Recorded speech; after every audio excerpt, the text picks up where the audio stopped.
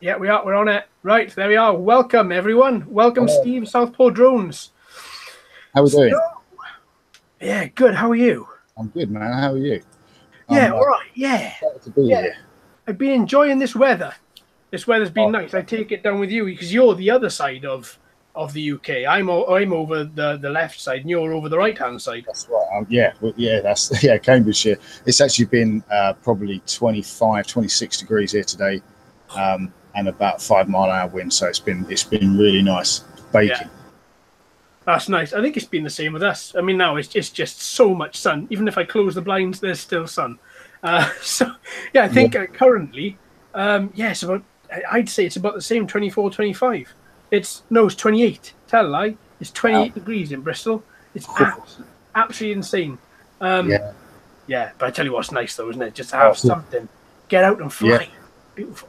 Yeah. The chance to actually get out and film and fly because you've got so much light. You've got plenty of light for the cameras, and it's just nice to be after the winter we've had. It seems like it went on for like 2 years or something. It's just ridiculously long. So to get back on and flying stuff was it's just a relief. Yeah, it is, isn't it? Because exactly as you say, the winter. I don't know about yourself, but because I've got a few friends that live around about your area, Right. and they said that the snow hit. I noticed that they put a few photos up on Facebook. The snow hit with them, and you could literally watch it coming across the country until it got to me in Bristol. Yeah. And I think because we had snow in January, February, and April, wasn't it? It was some Yeah. sort of It was strange. really late in the year. Yeah, absolutely. But you can still take your drones out and everything. Then you can see some beautiful sights. Absolutely fantastic. But with a lot of snow comes a lot of wind, which too high wind you can't fly. And No, that's exactly what I've had here today. High winds of like 12, 13 miles an hour. Can't fly. that's so annoying when it's so sunny as well. You think, oh, perfect weather when you look out the window, and then you open the window. Oh no, come on! All the trees are slapping back and forth.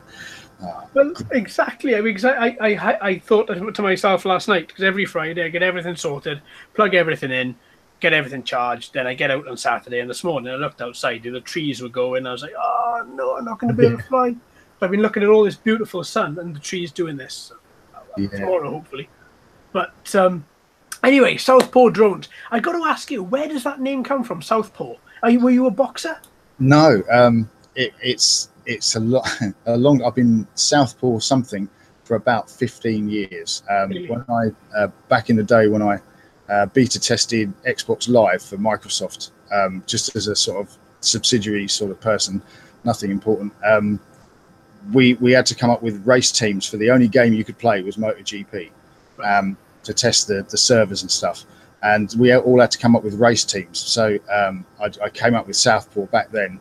So it started as Southpaw Racing, and then went into Southpaw something else when I was playing Ghost Recon and various live teams, and eventually it's sort of filtered down through Skyrim and ESO and everything else, and it's turned out to be Southpaw Drones. Fantastic. Absolutely brilliant. Hey, Amui in the chat. How's it going, fella? Thanks for coming online. Nice to have you here. How you doing, Guy? I'm not seeing. Let me see the chat. Hey, love my drones. How's it going? Yeah, I've had a bit of a shave, mate. Yeah, I went to give myself a bit of a trim. And as anybody who knows me and anybody who knows my sort of beard fashion, I don't know.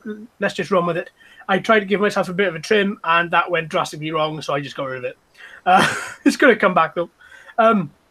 Yeah, I'd often wondered that whenever I go into your channel, which has grown massively, I think, since you first started. Now, I noticed the other day, I've been really hankering to ask you this. Your first FPV flight, I saw Yes. the vid. What do you think? I'm hooked already. Yeah. It was really strange when I flew round my head. The feeling of the drone, I can hear it behind me, but I can see Yeah, in front. can't see it. Really strange. But yeah, definitely. I mean, especially when I'm looking at getting sort of pro level phantom type drones and things, I definitely want to be filming with goggles, with a good set of goggles on, and to get used to it early on a smaller aircraft at closer range is I really do want to get into that. That's something very interesting to me. Yeah, it is. It's fantastically good fun. Do you think it'll actually take over with you from line of sight? Well, I think it's got the potential to, certainly, because it is so involving, and it's just like flying is easier because you're essentially turning your own head with the controls. So you always know what's left and right. There's no what direction am I facing. That split second of deciding what way the aircraft's facing, you can always see where you're facing. But I would, especially for early flights, I'm going to definitely make sure I've got Natasha with me to make sure that I'm not flying backwards into a tree when I think I'm doing absolutely fine. But that'll come with time, I guess. Absolutely. I mean, with the UK laws now being sort of reined in and really sort of restricted in some areas, how are you going to constantly have somebody with you when you perform FPV, or are you going to do it in places where it's just you? How are you going to sort of, because I think I'm correct in saying the law states you have to have a banksman with you to watch as you're flying FPV. So how are you sort of going to overcome that? Well, in the training ground where I film most of my stuff and fly most of the time, there's plenty of dog walkers and people playing around. So I would always have a visual observer with me then, definitely. But when I go to the archery club, which is like a mile out of town, there's no one there, and if I'm there, then there's no one else there. There's no archers, there's no dog walkers, so I would feel more comfortable doing it on my own then. Because there's absolutely no one around. It's farmland surrounding it, so even if I crash, there's no risk of anyone getting injured or anything. So yeah, if I had the room, definitely I'd be flying alone if possible. But for the most part, it would probably be observed to make sure I'm not smashing into things. That's it. I do find that part of the guidelines quite strange, that you have to have a visual observer with you. I suppose it's for your safety as well as other people's safety, but I do find it quite strange, even though you are going to be flying out of the eye of the drone. Yeah. Yet you have to have somebody there, but when you're line of sight, where anything can go wrong, orientation can get mixed up, whatever, you can fly on your own. I do find that a bit weird. It is strange because, like you say, so much could go wrong when you're flying on your own. Yeah. Just line of sight, you lose track of the direction of the aircraft. You think it's going left and you push forward and it's not, and it's out of control range and into a house. You don't know. There's plenty, at least if you're actually in the aircraft. Maybe it should just be a rule where it's up to your frequency range, so that once you lose FPV signal, you can't just sort of fish around waiting for it. You have to return to home. Maybe something like that. But yeah, it does seem silly that you need an observer when you've got the best view of where it's going through a set of goggles. Absolutely, because I do like line of sight. I do like I like the feeling of line of sight. I like watching the drone disappear and then watching the drone come back. I like it sort of you sort of lose track of or also you just can't hear the drone, you can't hear the motors, and then you can. It's sort of appealing from a sort of sensory point of view. And I love FPV. I do find, however, that I think about safety a lot more when I fly FPV than when I fly line of sight. I don't know why. Well, actually, I do know why. I think it's because I'm forever trying to keep the drone away from, or keep the drone close to me. Yeah. Whereas with line of sight, I'm happier to take it out. Maybe I don't know, a couple of feet away from myself, a little bit further, like I did a couple of days ago. I took the drone out to 70 meters, turned it around, and came straight back. And I really enjoyed that. But I line of sight, I really enjoy that. I really, really enjoy that.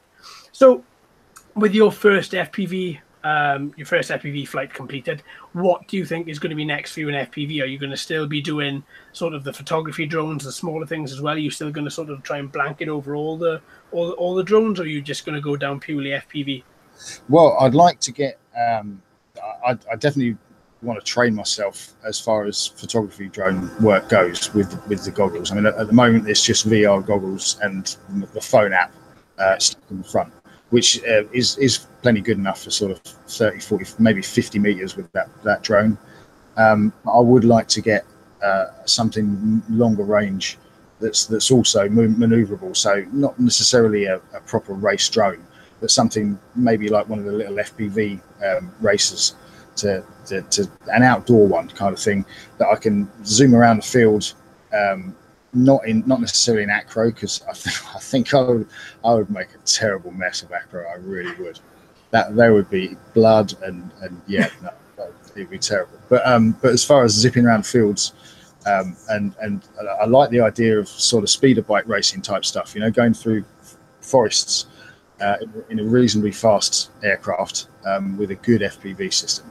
That'd be interesting to do, because there's a few sort of woods and things not too far away, and it would really good to get permission to go and do some flying through the trees. That would be awesome. I've seen a load of people out in Canada have done that. A load of videos out on YouTube, and they're in and out of trees around the place, back around and then back around the way they came. It looked so spectacular. Yeah. It looks like such fun to do that. Okay, so where's next for your channel? Well, at the moment, I've just received a long-term loan, quote unquote, of a rather large car. Nice. It's a Bugster Carnage 8-scale brushed. So I think you've got one yourself. The Bugster, yeah. And it is awesome. It's massive. It's like 4 or 5 kilos or something it weighs. It's just amazing. So my girlfriend's actually getting really interested in that. She wants to play around with that. So I can see a sort of offshoot within the channel of RC cars. Yeah. Possibly being hosted, at least in part, by my girlfriend, who's taking an increasing interest in doing it.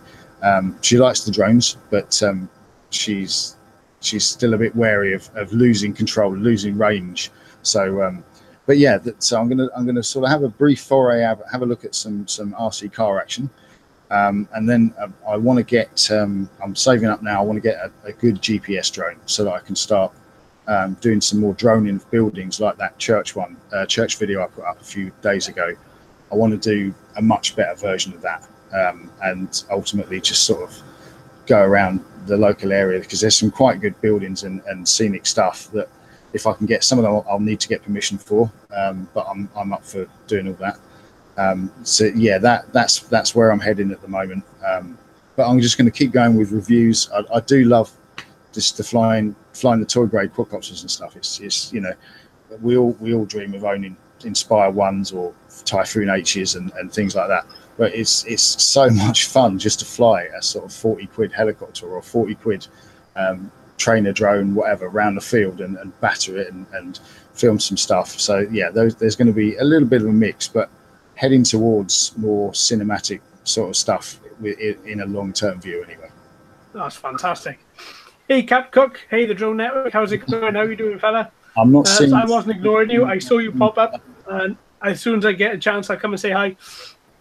How are we doing, guys? I'm not seeing listed names in the chat, so yet another technical difficulty, I'm afraid. So, everyone, how are you doing, guys? Good to hear you all, at least. So in the channel so far, SouthPaw, we have the Drone Network, Cat Cook, we have Love My Drones, we have Mui, and we have a few other people watching as well. So yeah, that sounds great. You have an immense amount of fun with the drones, but adding cars are fun, and the Bugster, you're very, very right. I'm looking at mine right now, and it's it's a wonderful thing. I've just finished building my own FPV rig for cars. I went out a little while ago and I made a sort of like little test rig just to see how it go from an old broken drone, and I've improved on this and made a much larger one, which I'm hopefully going to be taking out tomorrow, and seeing exactly how that goes. So far, I'm hoping that the Bugster, because it's got the range with the transmitter, I'm hoping that with my goggles, I'm going to get the range that I won from there as well, because I think that's going to be excellent on FPV. So much fun. So yeah, so you said you've got a new drone. I think you've been quite excited about. I've seen you popping up a load of different tweets. And I saw your unboxing the other day of the Bolt Bee. Did you get a chance to fly that today? I did, yes. Took it out for a couple of batteries this morning. The one thing about it that is a negative, everything else so far is a massive positive. It is a really awesome little thing. But the battery life at the moment, once you always want to you always want to play with it in top speed because it's so much fun in top speed. But when you do get like maybe 3.5 minutes of battery, and then about sort of 50 seconds of alert of beeping controller before it actually lands itself. So maybe 4 minutes at the moment. I'm trying to cycle through the batteries as quickly as possible, just try and bring it up. But it is so much fun. It's a tiny little thing, weighs about 45 grams, but it will easily do 25, 30 miles an hour. And at about, it's almost sort of 90 degrees half the time when it's going forward. It's just really responsive as well. Yeah. I saw it advertised as 50 kilometers an hour. Have you actually had it at full chat yet? Yeah. And I didn't have a speed gun or any sort of way to measure it, but I can imagine it was certainly doing, it looked to me to be doing at least 30 miles an hour. Wow. So yeah, it does shift. And you've still got, I imagine that you have pretty good transmission range for that. You'd have to with a drone that does 30 miles an hour. That's right. It just pulls away from you so quickly. But the Holy Stone transmitter that comes with it is really kind of, it's not a full hobby grade. It's not got trickle switches and things on it, but it is built with hobby grade in mind. It's a really strong transmitter, and the signal, I've got it up to about 60 or 70 meters this morning, and it's got a beep alarm on it when it starts losing range signal, and it didn't kick in at 60 meters. It was happily turning away and pulled right back to me, no problem. So I think it probably has got at least the 80 meter range that it's claiming to have. That's fantastic. Fair play. Yeah, that really did intrigue me. As soon as I saw you, I think, you emailed me, didn't you, and said, hey, you really like this. And as soon as I saw your video up there, the unboxing, I thought I'd jump on. It looks like a really fun little thing, but it does look like one of those little darty quads that as soon as it goes around a corner, you've lost it. Yeah. I mean, in first speed, it's even more docile than most of my photography drones. Yeah. Full chat, it will probably do 5 miles an hour. So it's got a good range of, if you're sort of trying to teach yourself a non-altitude hold aircraft, it's really good in first speed because it's not going to get away from you. But as you progress, you can sort of think, right, let's bump up the speed a bit, let's give it a bit more juice. And by the time you get to fifth speed, it really does it seems to enjoy flying. It sort of bounds around and it actually moves quite like a bee when you sort of yaw it right or roll it right and left. Yeah. When it's in fifth speed, it really is jerky around like an insect. It's amazing to watch. I had a little Holy Stone, I think it was a Holy Stone Predator, that Captain Cook actually won, the drone network. And I liked that little thing. He was pretty good. And I've been looking at a couple of others over the years, and I've thought they've got a big GPS drone out. And I've often thought to myself, I wouldn't mind giving that a go and seeing exactly how that does. Because some of their stuff, they seem to, I don't know, they just seem to think a little bit outside the box. It seems to, I don't know, maybe it's just me, maybe I'm just imagining it, but they seem to be a little bit different with their drones. They do seem to be a sort of a cut above your average toy to hobby grade level of quality. I've seen, I think you might be talking about the HS100. It's a GPS with a 1080 camera, movable gimbal.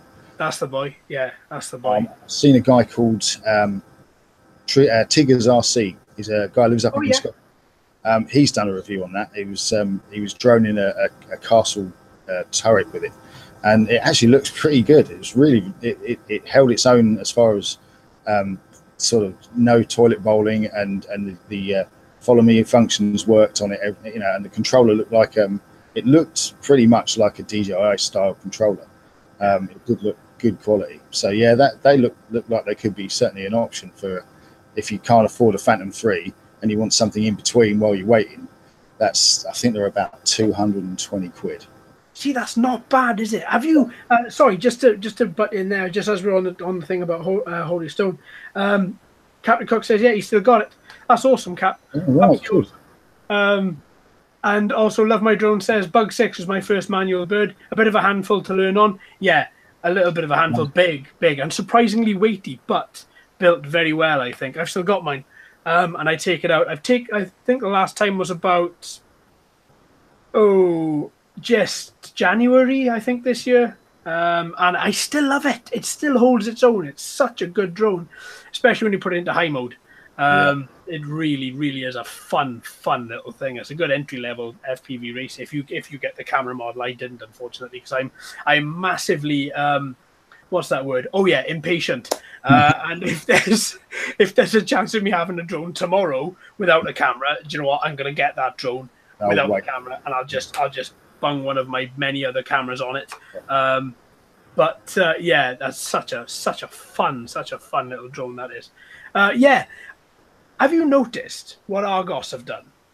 They have got probably a very, very good drone, I think. I don't know. I've seen a couple of mixed reviews on it, but I've seen sort of leaning more to the positive side than anything else. They've got the unique Breeze 4K for 200 quid. Wow, that sounds like quite a good deal. I've 4K seen a model with FPV goggles, mind. Oh, yeah, the full kit. Good. I've seen myself a few reviews, good and bad. I saw a guy called J Drone. I don't know if you've ever seen J Drone. Yeah, I've seen J Drone. Yeah. He ended up crashing it about 6 times and ended up smashing the lens cover over the optic flow system underneath completely in half. And he took it off, and from the second he took it off, it flew perfectly. Wow, really? It seems to be that lens underneath the optical flow system, if it's not spotlessly clean, it will affect. It was just going everywhere. It was directing itself, yawing on its own, all sorts of stuff. Yeah. And it looks like, because I've never seen any of the optical flow systems, even on things like DJI, that actually have a lens over the camera. They're just usually the camera in a socket. It is just the camera. Yeah, I've got a couple here, and yeah, it is just the camera. But again, it's if you have a lens over that camera, is it going to be accurate enough to hold?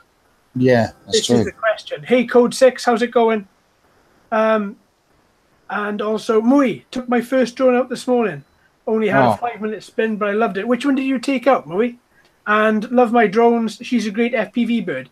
Did you get the FPV camera with the actual... what am I trying to say? Did you get... Love my drones. Did you get the MJX camera, the actual FPV camera for it, or did you rig up your own FPV camera to work with your goggles?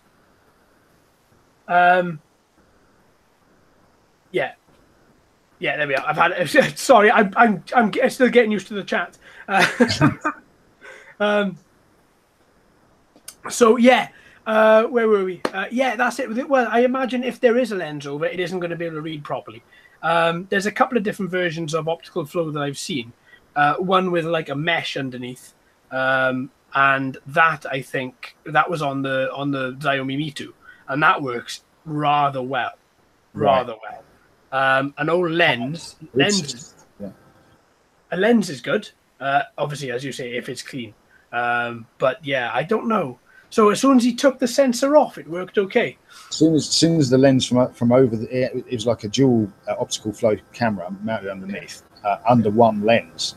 Yeah. And as soon as the lens was broken in half and he pulled the other half off, it flew perfectly. And as far as he's posted so far, he's not had any problems with it deviating at all since then. It's been really fine. So it's either a matter of maybe it was a scratch lens or a defaulted lens, but either way, that definitely affected the aircraft. And if if other people have found it, I'm not sure anyone else has noticed that. But it seems to be that is a flaw in their system. Yeah, oh, absolutely. Hey, Code 6, how's it going? And yeah, it was the MJX camera. Awesome. I might look at getting that MJX camera then. I was going to just build my own for it because I've bought a load and I got quite a bit of stock as well of little FPV cameras that I'm going to be building up for some of my drones. Yeah, I might have to have a little think about that. Yeah, well, that's it. Optical flow sensors are great. I like them. I think they are good. I don't know what I prefer though. Whether it's GPS hold is good, is superb, but the calibration can sometimes be a little bit tricky. At least with optical flow, okay, you haven't got the reliability, but you can get your drone in the air. It can hold itself remarkably well, and hold itself. Like this morning, I had the Mi 2 up in 11-mile-an-hour winds, and it was just holding itself, and you could see it moving. It was moving itself all over the place, but it held. Yeah. That's what you want from a selfie drone. That's exactly what you want, isn't it? Yeah, absolutely. I don't know how reliable under that sort of winds that it would be to actually take a photo. I should have done that, but I know actually did I? I can't remember. But yeah, no, they are remarkably good, and I'm glad all this technology is making its way down to toy grade as well. I really am. So because if you have it on some of the larger quads, that's fair enough. But you know, a lot of people can't afford to buy those. I can't. You know, No. and so having it on the toy grades just gives us a good idea of what that technology can do, and I'm all for that. Absolutely. Love my drones. C5830 has a great range and good camera angles. I've never heard of that, if I'm honest. I'll tell you what, I'm gonna write that down and I'm gonna check that one out. Are you giving me drones to buy again? I mean, after the last stream, I've got to buy. What have I got to buy? I've got to buy the Parrot Bebop, haven't I? Yeah. So I've got to buy that, and now this one. You know, if the wife is listening, I'm dead. I'm absolutely dead. This is when I find out she's just around the corner. But yeah. Sorry, ice cream van. There we go. How do we know you're actually live, JD? Well, yeah. So have you thought about going around by? Obviously, you said you wanted to take more when you get your next camera drone. You wanted to take more sort of building footage and get and apply for permission to do it. Do you think you'd be able to do it around the cathedral? As far as I know, as long as you're not making or aiming to make money, so therefore it's not a commercial operation. As long as you gain permission from whoever it is that's responsible for the building or the area, then you're legally allowed to fly. Still have to fly within the 400 meter range and that sort of thing. But as far as I know, you can get permission for non-commercial work. And the work I did at the church there, I said to them, you can have all the photographs I take, you can have the video footage without all my watermarks and everything on it. You can do whatever you want with it. Not asking any money. I just want to practice, sort of thing. And the website designer for the church was thrilled. She loved it. She took all the footage and she's planning on putting some of it up. So neither of us, it didn't cost any money. And you know, some places may well ask you for liability insurance. But there's an app now called Flock Cover. They now do recreational insurance rather than just commercial insurance. Oh, so when I looked, it was just commercial. That's good. In the last 2 months, I think they've updated, and that allows you to get recreational cover starting at about £10 a flight. I think it is. You can do it by the flight, or you can do it by the year, or whatever. That gives you, I think, £2 million of liability insurance for a tenner. Wow! So can't really argue with that. If you are in somewhere where you think, right, well, if I do lose the drone, that's going straight through Costas. I better not. I better get some insurance. For £10, it's pretty good peace of mind. And you can do it that direct in the app. Do you have to talk to anyone, or is it just literally put your details in, bank card, done? No, as far as I know, you set up an account through the app, and then you can ask permission. I'm pretty sure you can ask permission immediately. It gives you a sort of quote based on the area. I think you have to give them a map location, and it gives you a quote based on the area of where you are. But standard stuff where you're not in the middle of a town. Starts about £10 a flight. So pretty good deal, really. Talking about paying for flights as well, do you have any idea how these new guidelines are going to look as far as any quadcopter over 250 grams? Because I've been looking around the place to see if there's any sort of dummy forms or anything like that to actually get a sort of an idea of how this is going to work. And all I can find is a couple of places not affiliated with the government, I don't think, that have said that we can go directly through them, and you can register with them, and then they will send you out a particular card, like a membership card, if you wish, to say that your drones are then registered with them. Yeah, there's a few of those companies popping up. To my knowledge, and not quite direct from the CAA, but via someone who spoke to a friend he has actually in the CAA. He is advising no one at all to register their drones in any way, shape or form with any of these companies. They're not actually affiliated with the CAA, and registering with those companies is in no way does in no ways disseminate you from taking the actual course and registering properly with their website when it's set up. They're currently taking commissions for companies to actually run the process of registration and things, but as far as I know, they haven't even accepted any of the quotes yet. So no one actually knows who's going to be running it yet, because they haven't sort of checked through all their quotes and decided which one they're going to go with. But yeah, definitely you should not register your drone in the UK with anyone claiming that you can get in early or anything like that, because the particular policeman you talk to might take that card and give you a waiver, but if he checks, you're not covered. That's interesting, because they're not saying that. Yeah. It's there's a guy called Quadcopter. He's a professional filmmaker and works for the BBC and at times in all sorts of sort of highfalutin places. And he's got a friend that actually works for the CIA, and he's saying that don't do it. They're not actually, we can't take what you've got from them and turn it into a registration, because it's just, we don't even know the format of the codes that are going to be used for registration yet. So there's no progress at all on that yet, I'm afraid. Yeah, no, that's good. That's good, because I was looking at some today and I was thinking, is this what they're doing? Are they employing third parties to do this? Because there isn't. The one website that I visited was quite simple in so much it said, get your registration now, don't wait, it's not that much money, blah, blah, blah, blah, blah. And then it had like a progress bar at the top. It was like a lime, almost like a very sort of teal colored website, very pastel colored teal website. And it had like a progress bar at the top, and it said step 1. And that is the first page. So technically that is not step 1, but semantics. And yeah, I was thinking, how many people are actually going to go for that? Hopefully people that are watching are going to hear this and actually not do it, so that's good. Yeah, definitely don't. Because they could change, for a start, they could come in with a fee that's half what you've paid for your registration, and you've got no way of getting your money back. Absolutely. And the codes, the codes that they give you as a registration mean absolutely nothing if the CIA don't have that on record and agree to it. And at this stage, they're saying we haven't decided which third parties. But I imagine they would be quite large companies doing it. I wouldn't imagine it would be a small operation. So it looks like there's a few sort of opportunists out there trying to get some money out of people.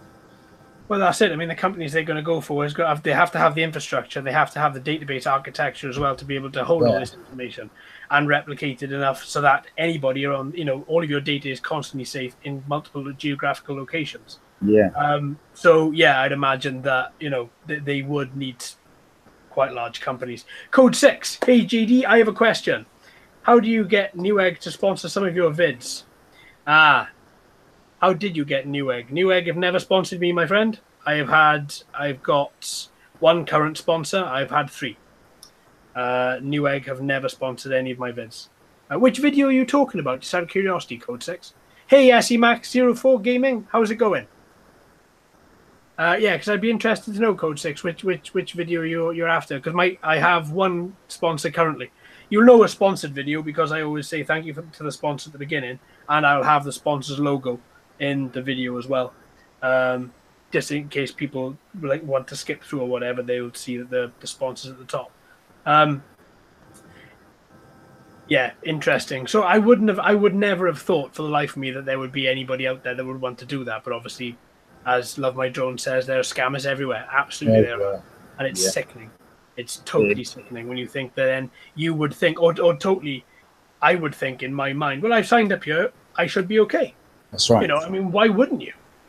Yeah, you automatically trust that it says that the website is telling you the truth. Yeah. Yeah. Exactly. And, I would then carry that card on me, and if I was ever stopped, I would be like, oh, it's okay, officer, don't worry, ba-bing, here you go, hey. And he would just say, what's that, mate? Yeah. There's no CIA stamp on that. There's nothing, no aviation authority on there. So come with me, you're nicked, son. But I just wish that I hope that they will actually go out there and let us all know exactly what we need to do and not just do it quietly. Code 6, there was one video that you did and I thought you said new egg, but maybe that was something else. Sorry for the off-topic question. No, it's not off-topic at all. No, it's all within the realms of everything. I've got Banggood for the time being. I've used Banggood ever since WordGo. I used to buy a lot of stuff off them before I had the channel. Yeah, if you can find the video, if you can link the video, that would be really cool. Just so I can see. Yeah, that would be awesome. Cheers, Code 6. So, Steve, SouthPaw, why YouTube? Why did you decide, out of all the myriad of video websites that you could put your videos up on, why did you, two-part question, why did you decide to make videos, and why YouTube? Right. Well, I got a drone this Christmas. That's as long as I've been flying. I picked up, I put a load of stuff in my Amazon wish list, and gave the list to my girlfriend and said, right, just pick some stuff, and then I'll know I want it, but I won't know what's coming. And she ordered me a drone, and from the first time I charged it and turned it on, it kind of took over. Last year I spent probably about 3,500 hours playing Skyrim and doing nothing else. And this year I've probably played about 5 hours of Skyrim because I've watched maybe 700 or 800 hours of YouTube videos. I just thought, like, I've got to find out about drones. I need to find out more about this drone thing.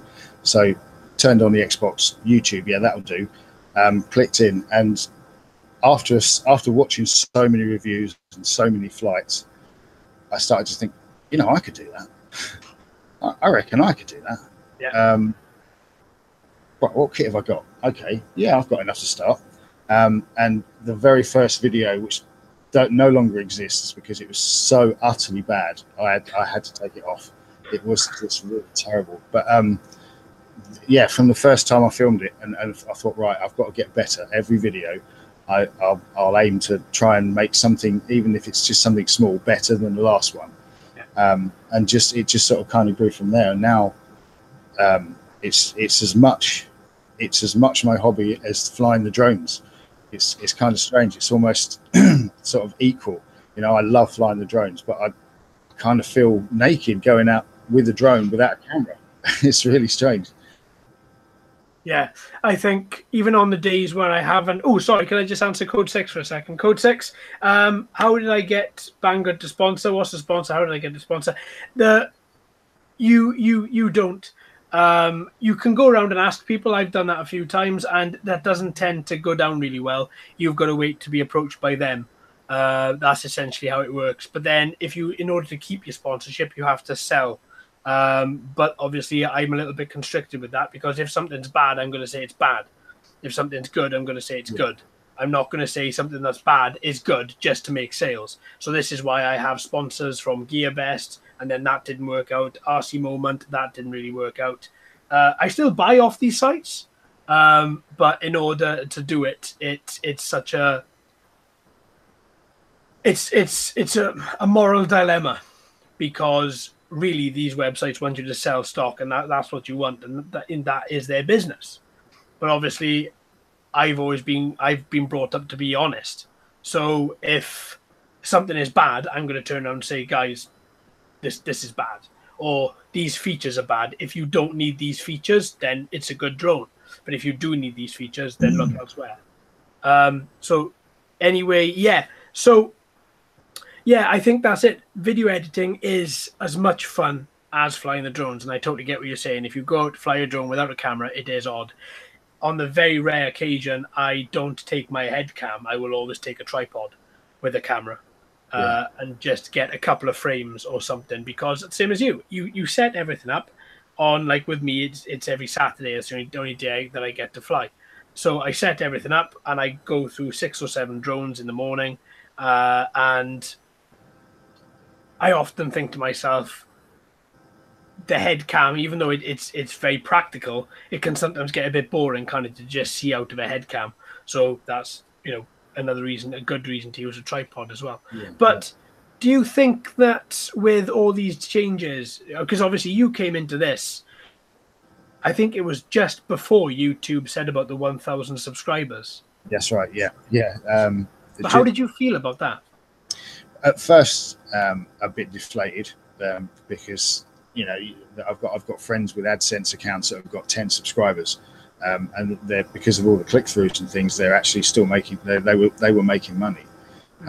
Not a lot of money, but it's something. But so at first a little bit deflated, and then I watched a few videos by a guy called Nick Nimmin and Gary G. Johnson, or Brian G. Johnson, who are YouTube influencers, and they were saying that yeah, it's a bit of a blow, especially if you're around the 900 mark and you've got that little bit further to go, but you can make so much more money if money is what you're after through affiliate marketing, and you can join Banggood and Amazon Associates now with one subscriber. It doesn't matter how many people you've got. And you can put up links to stuff on your Facebook and your Twitter and everything, and you get a percentage of like 4 to 5% payback from any of those accounts. And if you set up multiple income streams like that, if money is what you're after, you can make money long before you get 1,000 subscribers, and you'll make more money from that than you ever will from AdSense on your videos. You'll make nothing. I think Peter McKinnon made something like $50 in ads in his first 5 years, but he made like $2.5 million with marketing and everything else. So it's not impossible to do without the YouTube limits. And really, when you get there, and you'll find that it's not really worth the bother. It's a lot of the big guys don't even bother advertising on their channels because they feel it kind of annoys and offends the watcher, the viewer, and it breaks up their content as well. So you get an advert right in the middle of it. It kind of breaks up their content. If they're in the middle of a cinematic scene and you get an advert for shaving cream, it kind of ruins the mood. Yeah, I think it also separated the people that were just doing it for money and the people that were doing it for the love of making films. Yes, because this is the only channel which is actually monetized. All the others are under 1,000 and well under 1,000. And I'm still making videos for those because I enjoy making videos. That's right. I enjoy sitting down talking to people. I enjoy walking around looking like an absolute Burke with it in my hand, with my camera in my hand, going, click. Hi, folks, how's it going? And everyone is just looking at me going, what the hell is he doing? I'm just like walking around because it's the magic of enjoying making videos. Yeah, it's the creation. Yeah, absolutely is. And there are often times in my life where I look back and I think, I wish I had that on video. People that have passed, moments that I can't remember, me in a being a totally different person. I often think to myself, wow, I wish I had something to look back on for that. And I think that it is so important to capture certain areas of your life. I used to do it with photos, and I bought a Blu-ray writer for my photos, and this was going back a few years now, and I wrote all these Blu-rays full of photos just as an archive. And then I thought to myself, do you know what, I'm never going to look at them, and I never did. I think I've looked at them 4 times. So I started making those photos into collages, into moving pictures, what do they call them, slideshows. Yes. And putting those slideshows then up on YouTube, just private for me, and it's great. And now obviously that's changed now, and I've got rid of most of my DSLRs that I had just for video. Thank you very much, Love My Drones. Thank you ever so much for supporting. That is fantastic. Thank you. Where do you think YouTube is going to go? Because now it's been probably 6 months after the initial cull of people just wanted to make money, and a lot of people have left. Whether or not they'll come back in time, hopefully. But I do believe that, even personally myself, that YouTube is going to get bigger and get better and get stronger for this. Do you share the same sort of viewpoint? Yeah, I think so. There's so many people that do it just because they love the creating. if I never make a dime, you know what I mean, through the YouTube channel, it doesn't matter, because this is my hobby and it's just so much fun. It doesn't matter. But for people that are monetized, organized, yeah, some of those probably have been discouraged, but maybe that's kind of a good thing, because you need content that's genuine, you know, that you feel that you can watch, and YouTube gives that in spades. You've only got to look at most of the people in this room. You know, almost none of them are doing it to make vast amounts of cash. They love it, and they do it because they love it and they want to share. So I think that's always going to be there for YouTube. I know I know Amazon are rumored to be looking at making a video platform like YouTube, but I don't know. I've not heard that that's moved any far forward. But I think to start a new one now, you're going to take so long to grow to the size of YouTube that it might not be worth the bother. I can't see YouTube going anywhere anytime soon, and I think it's only going to get bigger. Well, technically, Amazon have got their own streaming service already. They've got Twitch. Yeah, that's true. Yeah. Code 6 have said that he uses Twitch now. I used to use Twitch, and Cat Cook, the Drone Network. If you haven't check out his channel.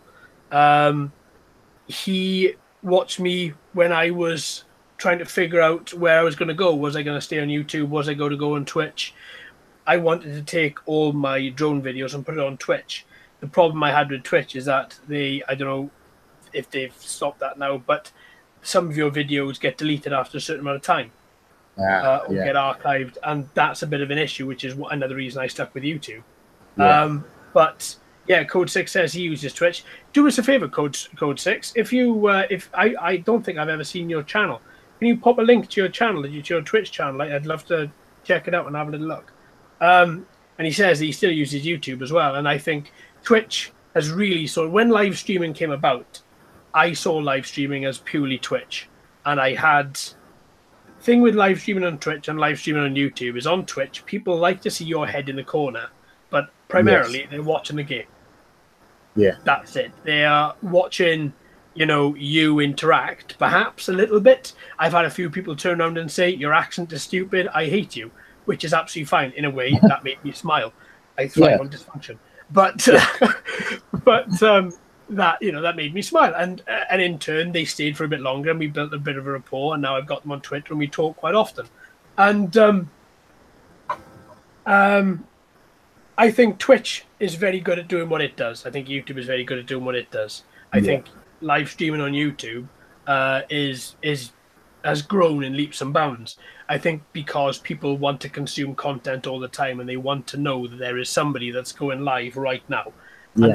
And it's same as anything, same as live on TV. Why do you watch Eurovision on TV? Because there's a possibility something's going to go wrong.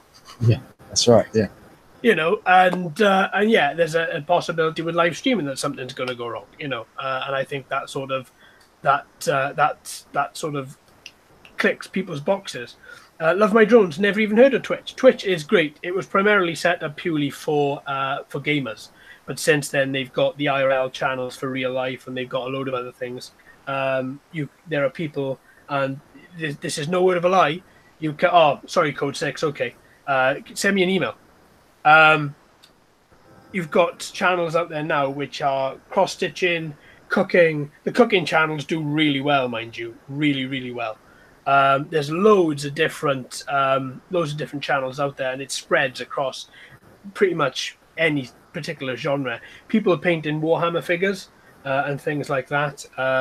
Just loads and loads and loads of different things. Check it out, Love My Drones. It's pretty cool. It is pretty cool. And you can meet so many cool people on there as well, like you two. So do you see, what is your sort of schedule for the minute with your YouTube videos? Do you have a schedule? Do you like sticking to schedules? Do you just have a free day from work and think, right, I'm going to put a video up? What's your sort of way that you plan to put your videos live? Right. I like to put out at least one a week, preferably 2 videos a week. At the moment, that's limiting. I'd like to put out more, but it's the time it takes to edit on my little laptop takes hours to render videos and things, so that does kind of limit me. But I tend to try and put out 2 videos a week, usually on a Saturday or a Sunday, and then try and throw in a midweek something or other if I can. I don't want to put up an official schedule because work and home might get in the way, and then I don't want to fail on the schedule. So I'd rather have a very loose schedule at the moment, with an aim to continually put up 2 a week. But if something happens and I can only put up 1, then that's going to, that someone expecting content that may not be there due to circumstances. So at the moment it's kind of fluid. But yeah, 2 a week. I tend to do most of my filming early morning. I'll get up at 6, get to the field for 7, so that there's the odd dog walker, but pretty much nobody's there. But there's enough light in so that I can film what I need to film, then go to work. This time of year, I can also do evening filmings after work because it's light till 9 o'clock, which is fantastic. And then weekend, usually trying, if something requires filming where I need to be filmed and have a second cameraman there, my girlfriend will help me out at the weekend with cameraman work and that sort of thing. So yeah, I tend to do most of my recordings early morning. It's kind of fun because it's nice and still, and especially down the river. If I'm filming down the river, you get the mist across the water and that sort of thing, so it works out quite well. Yeah, a couple of your videos have the mist going across the canals. It looks beautiful. It looks really nice, really tranquil. Hey, 6MG. Hey, Scott. How's it going, buddy? Thanks for coming in, buddy. Yeah, I share your love of most definitely filming in the morning. I would love nothing more than to get up a few hours before work than and fly. But in reality, I get up at 5 and leave the house at 6 to get into work. So that's out of the question. So yeah, I think that's also good. I mean, schedules are handy, but they can also kick you bad if it's something that you can't do or something that you can't sort of stick to. So if anybody's got any questions in the chat for SouthPaw, for Steve, then come on, let's hear them. Hey, Alex Richards, how's it going? Alex Richards, got you on the TV.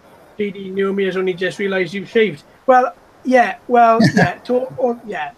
It wasn't by, again, Alex, you know me of old. I tried to trim my beard and that didn't work. And this is the result. Yeah. So there we go. Thanks very much, everyone, for coming on. If you've got any questions for Steve, let's hear them. And then let's get Steve answering even more questions. So have you got any questions for me, Steve? Throw a bit of a curveball in there.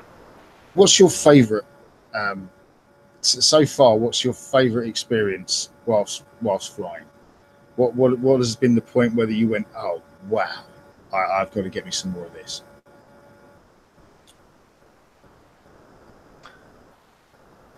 Right. That's fantastic. I think it was when I discovered that field that I currently fly in. Up until that point, I was over the park, not driving. I can't really go anywhere to sort of scout out locations unless it's on a train or anything like that. Yeah. So when I was flying up in the park, I loved it. I really loved it. But when I started flying in the field, then that started a fire in my stomach. Yeah. That I haven't been able to put out ever since. That was the time where I thought to myself, damn, I need to fly 24/7. I unfortunately can't, but I need to do it. And that's what I'm aiming to do. That is my aim, is to fly every single day of the week. There is nothing that would make me happier than to fly or take a car out or whatever. But that was the moment where I thought, good God, this is something totally different, something I hadn't even... And I think it's because you've got... That field is 2 football pitches. It's massive. Yeah. And you start to fly across it and you think you've done in like 60 meters and you've got double that again. Do you know what I mean? And you can just keep on going. Yeah. And the scale is incredible. And if I get there very early, then you can see the herons that fly over you. You've got deer in the bushes and everything. It's just a beautiful, beautiful experience. And yeah, I think it was at at that time where I thought, yeah, that this is something that I can't stop. And I didn't want to stop. That's the difference. Yeah. I don't like getting up early at all. I am massively lazy. But one thing, even I will like Friday, like yesterday, I was dreading getting up. But then as soon as my alarm goes off, I'm like, right, let's go, let's get out. Right, lovely, pack my bags, and I'm gone. Yeah. But yeah, it was definitely that field. That field just absolutely changed the way that I feel about flying because I had visual stimulus everywhere. The grass, the trees, you could smell all the different, you could smell the different grasses, you could smell the flowers. You know, I want to be somewhere where I'm on my own, where there's nobody else around me, where there's no distractions, where I can clear my head and I haven't got to think about anything other than the job in hand. Yeah. And yeah, that field and that changed everything for me. That really did. That made me think, yeah, that there is no way that I would like to be anywhere else. There we are, the Drone Network, Captain Cook. Would Steve like to be a guest on the Drone Network in the near future? Wow, Steve would definitely. Yes, that would be fantastic. I have figured out, it's too late to do anything about it now, but I have figured out what I've done wrong with our live feed. I use a different browser. I used Google Chrome instead of Internet Explorer, which worked perfectly last time. So now I know what we're doing wrong. Captain Cook, that would be fantastic. I will get in touch with you in the next couple of days and we can have a chat. That would be awesome, sir. Perfect. Yeah, the Drone Network, for anybody that doesn't know, have got something really, really good going on. Cap Cook and MD95 TSI and Crystal, every Friday they have different people on. Sometimes it's just them. They just chat back and forth, drone-related things, antics, comedy. It can go anywhere. It can stick to drones. It can't stick to drones. But the main thing about it is that it's just goddamn fun. Yes. It really is fun. I really wish I could make more of it. And I'm not trying to make excuses at all. But I'm passed out by 9:30 because I'm a massive lightweight. But I will try my best. As soon as I know exactly when you're going on, Steve, then yeah, I will try my best to definitely make it for that one. Have you ever been? I know you're getting into FPV, and seemingly loving it as well. Have you got any thoughts of perhaps at any stage competition like racing or anything, or is it just purely for your own fun? That was the first thing that I thought. I thought I'd love to get into competitions, and then I actually watched the race and thought, right, I've got a long way to go. Yeah, I would love to get into competitions, but I think the half the enjoyment for this for me is that it's not a job, is that it is purely fun. Yeah. And what's the age-old saying? I'm going to get this wrong. I know I'm going to get this wrong, but the age-old saying is I can't even think about it. But if it's enjoyable, then it's not a job. That's right. Yeah. Or something along those lines, and that's essentially. I want to keep this free. I want to keep this fun. I want to keep this, open, available to everyone. I would like to give it a go at least once, though. Absolutely, I would.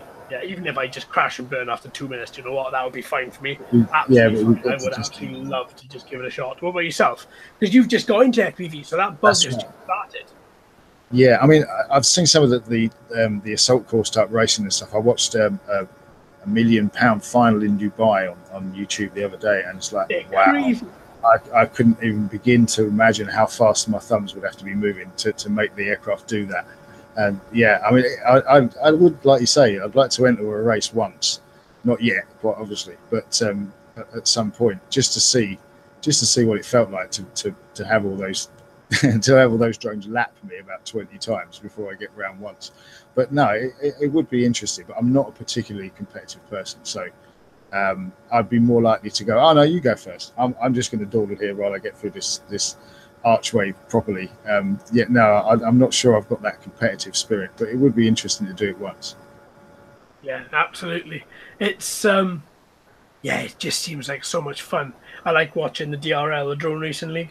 And, I watch their highlight clips they have on Facebook and everything else, and you see them whizzing around stadiums and in around the back, changing rooms, back out, and it's just incredible speed, incredible dexterity.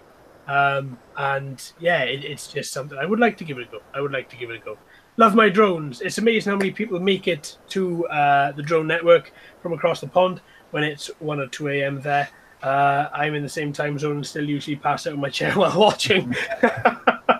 Yeah, I always aim to make it. I always do. But the problem is that I start flying at 5. So when the last time when I was on the drone network, thanks again, guys, for having me on. We finished at 3 a.m. here, the UK time, and then I couldn't go to bed because I wouldn't have got up. So I went out flying and then came back, and I didn't go to bed then until 7:30 in the evening. You know what? I was like a zombie walking, absolutely like walking into walls. Yeah, I forgot the dog's name. That didn't go down too well. But Code 6. So I want to start doing some urban exploration. I need a drone that has FPV, prop guards, a good range. Has the option of an SD card, or I can put a run cam on and altitude hold. So you've got. So Steve, what do you reckon to that? Can you see that? Do you want me to read that out again? Yeah, give us the specs again. GPS, altitude hold. Okay, so urban exploration, a drone for urban exploration, FPV, prop guards, good range, and has an SD card or somewhere that you can mount a run cam or module camera or something like that. Right. Then you've got a couple of good options there. I mean, if you want to go down the non-GPS route, things like even things like a SEMA CX5 or an X8 are still a brilliant aircraft. And either the GPS model or not, they're really stable. They're shaped like a Phantom, so they're aerodynamic. Spare parts are incredibly available because there's millions of them around. SEMA edition, I mean, the control range on SEMAs is reasonably good. But like if you really want a reliable Explorer, you might think about bugs, because you can fit bricks to the bottom of the bugs and it will still fly. They're a little bit shaky as far as camera work goes if you haven't got a stabilized camera, but if you've got a stabilized type camera, you're probably okay with something like the bugs. There's also I think it's called the SJRC. It's an S70W. They're kind of like a small mini Phantom, and they're pretty good.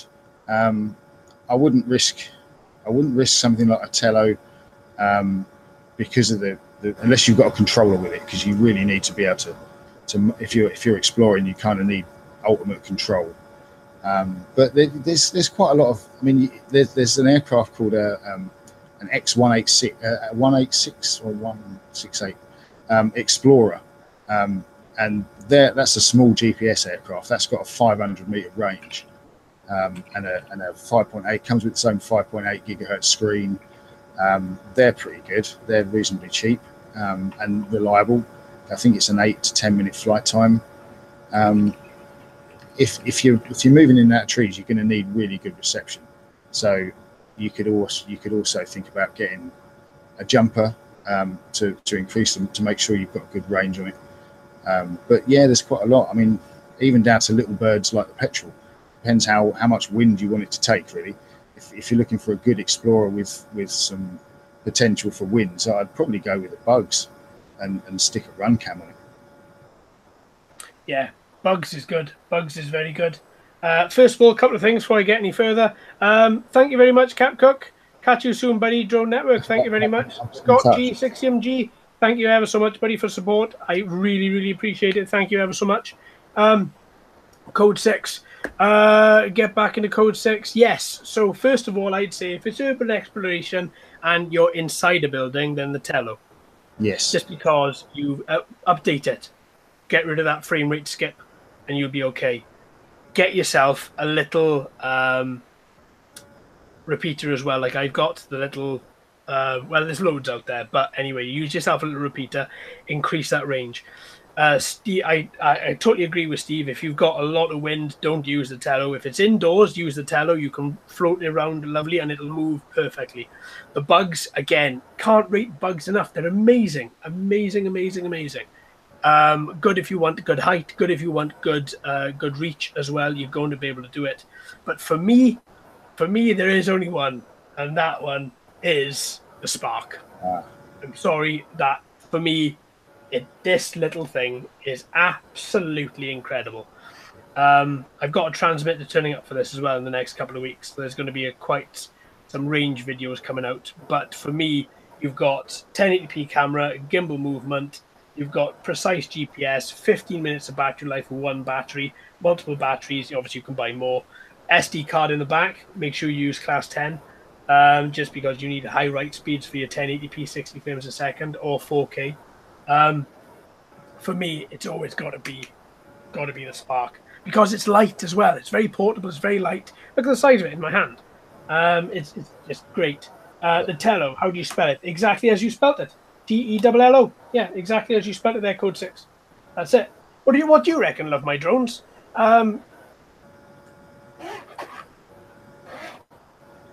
Yeah, I agree with you as well, Love My Drones. Sometimes guards can actually hinder. I use guards on larger quads, larger brushless. But I have actually had a quad stick in a tree because of, one, when I started flying, I was totally inept, and two, of the fact that I did have those guards on, and the branch just slid directly into the guard, and it was held on the branch. Whereas if I didn't have the guard on, perhaps it would have fallen down. I don't know. But, yeah. What do you reckon, Steve, to prop guards?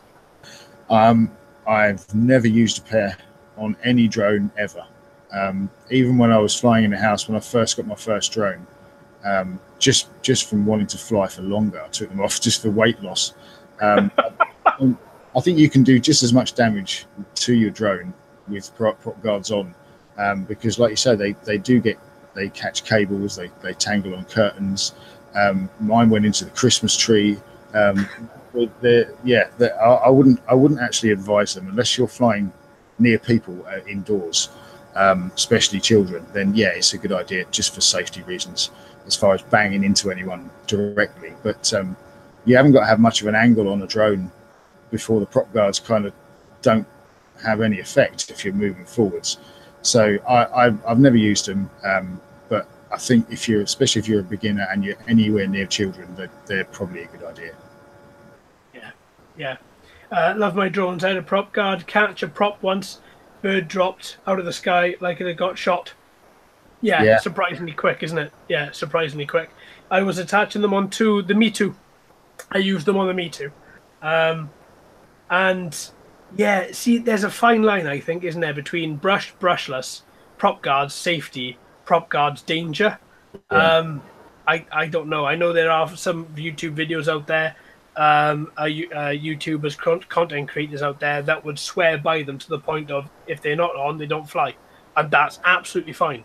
It's all down to what you prefer, isn't it, I think? Yeah. Absolutely. I think in my case, I would prefer to maybe not use them if it's a smaller drone. If it's something like Tello-sized, they've got the prop guards on. The Me Too's got the prop guards on. I personally haven't had any issues with those. But if I was going in and out of trees, I probably wouldn't use them at all. You can't. I don't know if you can use the DJI goggles, going back to your original question, Code 6, with the Spark. I think it's just the Mavic and the Mavic Air, or the much larger, more expensive quads. You can use the DJI Go 4 app, I believe, in VR mode and slot them into a pair of makeshift VR goggles. I believe. I may look into that a little bit more, actually, but. Yeah, the bugs range are good. There's loads of videos out there on the bugs, and yeah, they are so sturdy. As you'll see when you grab that Bebop 2, that would make a very good alternative to the Spark as well. That is an awesome bit kit. Really? Yeah, I've seen a few videos of Bebop, Parrot Bebop, and that Dustin Dunhill took it around the coast of Maui for like a 2 or 3 mile round trip. With goggles on, with wearing Fat Sharks, and that was an awesome bit of kit. Wow. And yeah, so is it the same? Because I have seen the drone, but obviously I've never seen it in sort of perspective next to hands or anything like that. Is it small? A little bit longer and fatter than Spark. Oh, okay. So, but not a lot. Probably got a slightly larger wing base than the Spark, but not by much. But it's kind of angular sort of shape. But yeah, I've seen some really good footage recorded with those. you know what? Yeah, this is gonna get even more expensive. So yeah, that bugs that I got the Bugs 5 I've pre-ordered. But I've seen some not very good things about that. Me too. Yeah, I know. So I don't know what to do about that. But yeah, going back to your question, Code 6. Well, I hope that answers your question, to be honest with you. What drones do you currently have, Code 6, that would sort of fit the criteria that you have? Do you have any that fit the criteria, or is this sort of something that you're stepping out into new? So, Steve, two very easy questions for you now, my friend. What's your best and what's your worst drone? Ooh, best drone that I own at the moment is my little Petrel. That's my workhorse as far as strapping cameras to it and things like that. The U42. Yeah, that's a really nice little. It's so stable, and it's actually quite good in wind, even though it's small. I do like that little thing. Worst drone I've ever flown. It was, I think it was Ishin. It was a little selfie drone about the size of your mobile phone with the four sort of fold out wings. Can't remember the designation of it, but it was a small black Ishin selfie drone, and by far the worst thing I've ever managed to control. It was just only controllable on your phone. Right. There was no sort of gravity sensor or an actual controller. It was just terrible. Was that the E52, the selfie? Possibly. They've made some really good ones with those little anti-grav units. They look quite good fun. But this was just you could only fly it on your phone, and if it got more than 10 to 15 feet away from you, it would lose signal and slowly drop to the floor, and it wouldn't reconnect while you. And suffice to say, my dog got into range and put all his teeth straight through the middle of it, and then headbutted it while it was on the floor just to make sure it was dead. It wouldn't do anything you wanted it to do. Even indoors, it would violently sort of veer off on its own. So that's definitely the worst drone. Not the worst drone I've ever seen reviewed by people by a long way, but it was certainly close. It was quite bad. Yeah. Hey, Errol RC, how's it going, fella? Nice to have you. Thanks very much for coming in, bud. Love my drone, Small Pepper. Oh, do you know what? Small Pepper, I love that little thing. Did that a few weeks ago. That's such a great little guy, that is. That really is cool. Okay, perfect. Well, I tell you what, I think we're going to start wrapping this up then, if everybody is happy with that. Has anybody got any more questions, actually, before we go any further? Hi, Y-Rock, how's it going? The only way I like flying with a phone is with a gravity sensor. Yeah, I've heard a lot of people say that. Absolutely. I think there's certainly some things to be said about the gravity sensor actually working. And actually, if it does work, and if you are flying with a phone, if you've got a lot of tech, there seemed to be sort of like a little black spot, maybe the end of 2016, where a lot of drones that were coming out weren't technologically advanced, and they tried to say that they could do things that they just couldn't do. But there seems to be now a lot of technology seems to be really going into a lot of these smaller drones and actually having a lot more fun, like with the Tello, the Me Too, and things like that. Really, and the Ishin windmill.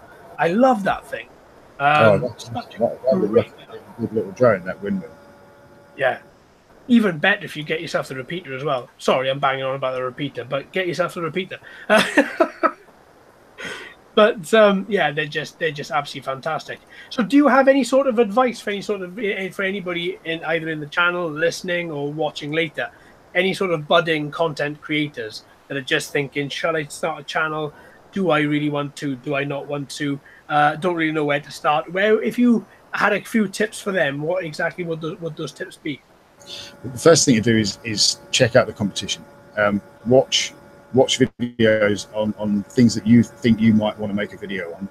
Pick your niche, and then just research. Just watch as many different reviewers from as many different countries as you can. Some of them will be bad, some of them will be good, but you need to know what they're offering to the people that are subscribing, that makes them want to subscribe. So you've got to find out whether are they really engaging, are they giving out good content, they've got good equipment, sound, etc., etc.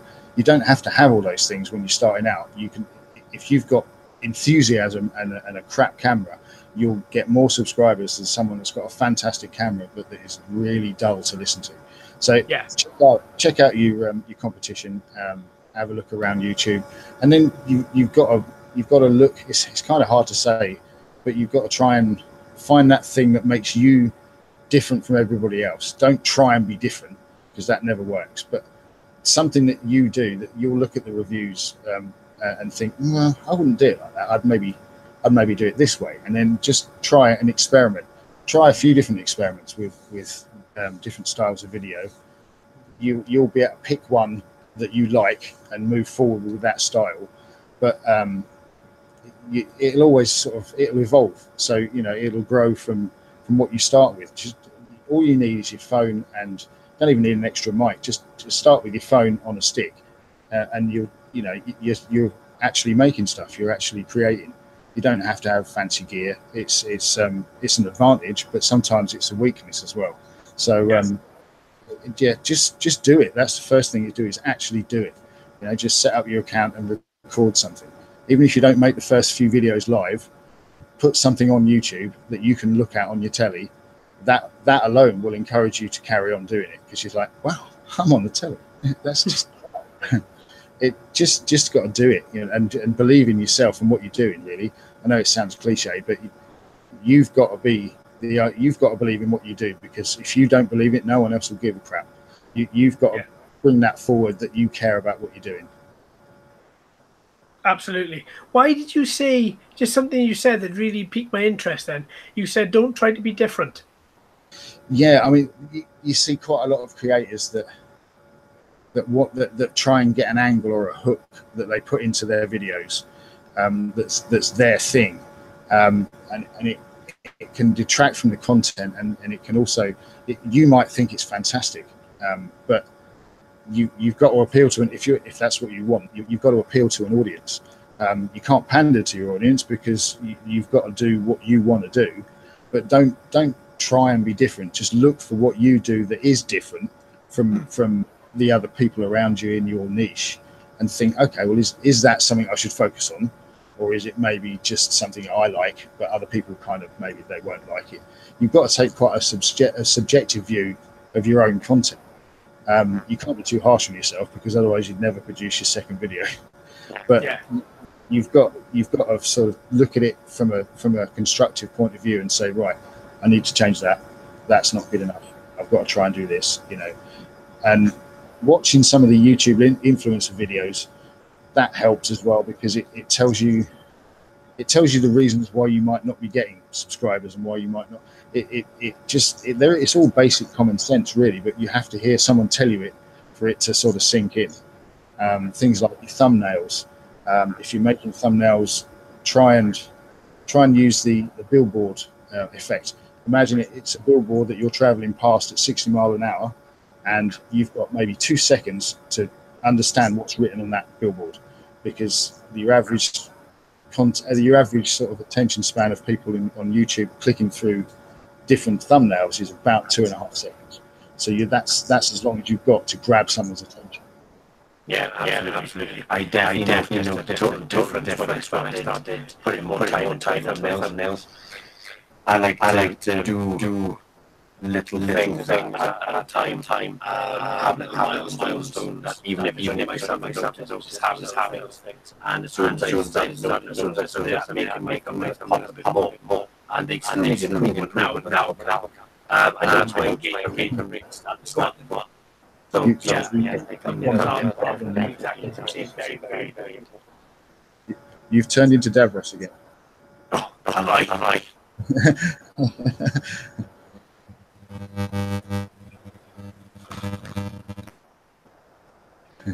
Looks like everyone's having gremlins tonight. Yeah, I think so. That's better. Is that better? Yeah, that's better. Yeah, that's back to normal. That comes of having a very complicated setup. Yeah, I think that's the extra minute. Yeah, there we are. It should be okay now for the next hour and 23 minutes. Yes. I mean, how cool as long as, yeah, what, all good?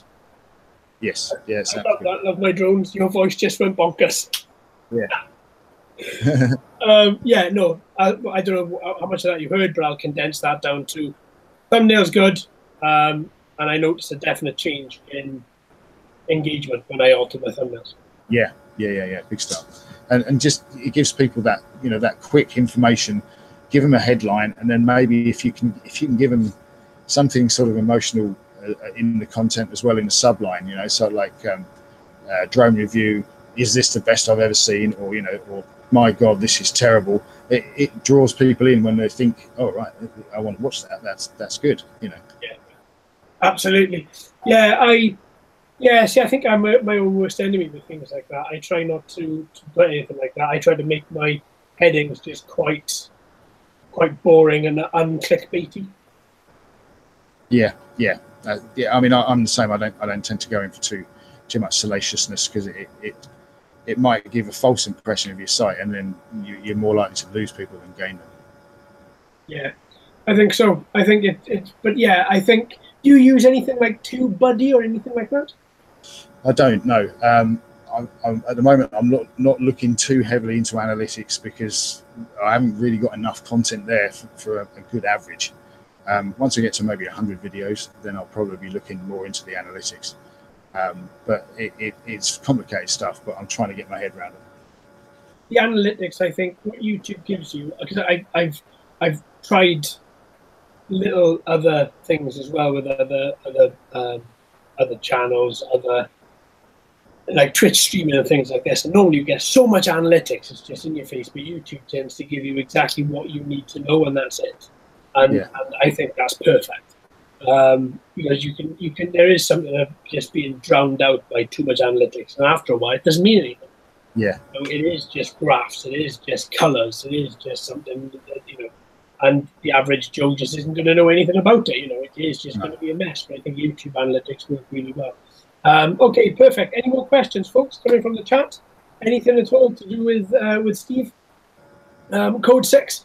Don't forget to check your Discord DMs. I will as well. Don't forget, guys, we're on Discord. If you haven't already, it should be in the description of this particular video.